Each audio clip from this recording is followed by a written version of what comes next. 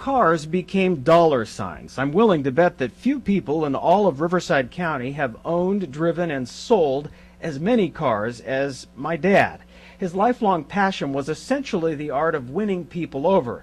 I'm not suggesting he was an angel, because he was not, but when he needed to turn on the charm, it was instant, and the skill served him so well. If he could win someone over, they would buy one of his cars, and Jerry knew he had this ability, and my dad used it to earn a lot of money. My mom and dad bought and built nice homes in exclusive areas of Riverside. Jerry enjoyed his most successful years during the 80s. By then he owned a car dealership, and he loved his Chevrolets, his wife, his kids, and it was not in his nature to be modest. He had an ego. He's a car dealer. He had to play the part of a car dealer.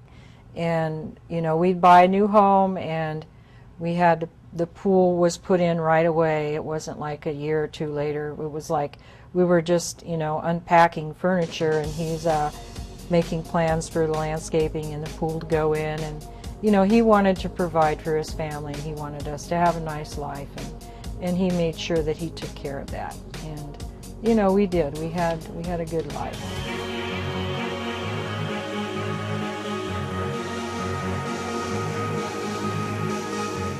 Many of our family snapshots are in the backyard. I was born in 1971, Melissa in 1977. Our childhood memories seem always to include a swimming pool.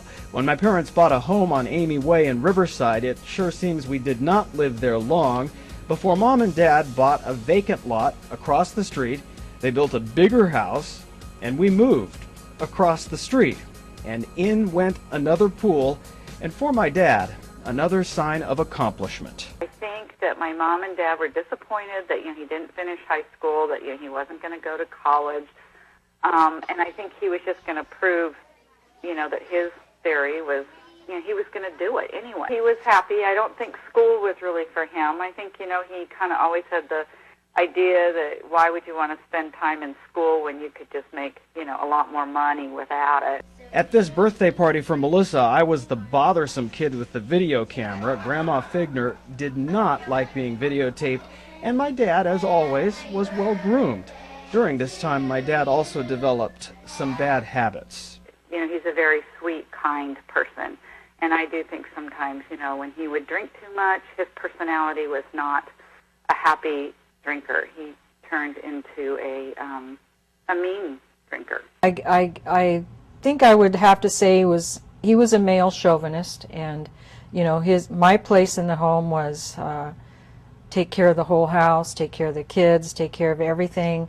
He went to work in the morning, brought home the money, and his job was done, and I was basically in charge of everything else.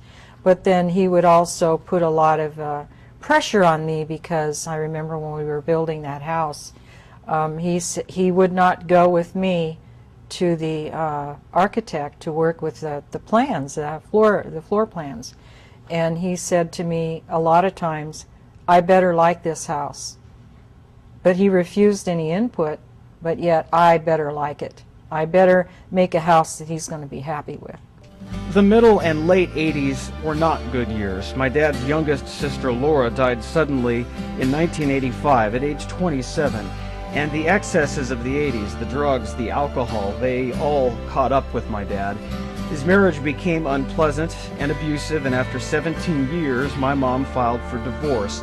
The car dealership failed, and for many years, my dad dealt with legal problems and spent more time behind bars. He did not seem to get back on track until about 2002. He still did cars on the side, of course, but he was very proud of his daughter Melissa and her marriage to Richard and his grandkids. And he and my partner Paul, they hit it off. They have a shared love of cars.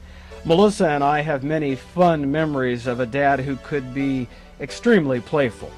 He liked the song Jump. He would always, I remember once it came on and he would turn it up, and we all went in my room and jumped around on the bed and jumped around on it. Melissa and I both remember how quickly Dad jumped to action.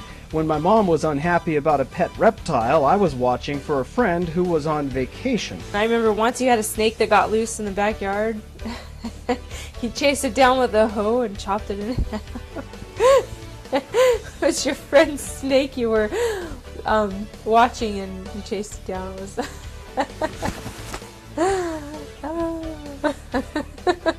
Nobody knew it when this photo was taken in December of 2005, but my dad was certainly in the early stages of cancer. A small tumor growing just under his voice box. By May of 2006, he was having enormous trouble swallowing food. He was in terrible discomfort, but he did not say a word. Then in July, he finally called me. He was very concerned, and he told me that he had been unable to eat for about 2 months. He could not even swallow a mouthful of water, and he needed surgery. Hi, Greg. This is your dad. It's about 1:15. I went over and signed the consent papers and everything, but I don't know anything. I won't know anything until about Monday or Tuesday, but I'm definitely going to have the surgery on Thursday. I got to go in on Wednesday, but I can do that just for EKGs and all the other junk, pre-surgery junk. But the surgery is definitely on for Thursday. But I don't know what time yet or anything else, so there's nothing really new. And I am totally burned out, so I'm going to rest for a little bit. And you have a good day, Craig. See ya. Bye. I saved that phone message because I was concerned he would undergo surgery that would include the removal of his voice box. We went to Arrowhead Regional Medical Center in mid-July 2006, and that's when I learned my dad's condition was dreadful. The tumor inoperable, the diagnosis was cancer. The treatment involved a tracheostomy, a feeding tube, and numerous doses of punishing radiation treatment and chemotherapy. In the year prior to this, our dad did make a diligent effort to be an active and supportive part of our lives. And so finally, we were all able to enjoy his best side. I think he knew he was sick, and he came back and wanted to get to know all of us and redeem himself for a reason. I think you have to remember him as a nice guy. I mean, he could charm a bird out of a tree, and you know, everybody loved him. I think I would want people to remember him as a good-looking, charming, extremely ambitious, but maybe he would step over the line and would be a little out of control. But I think he had a really good heart. I remember him always, every morning he took his vitamins.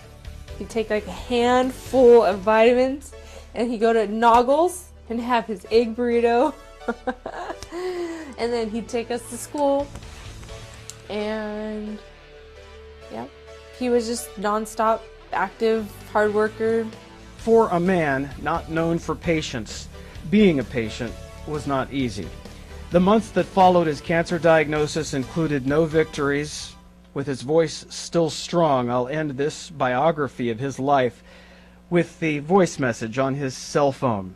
You can hear so clearly his continued enthusiasm, despite a life that was not easy.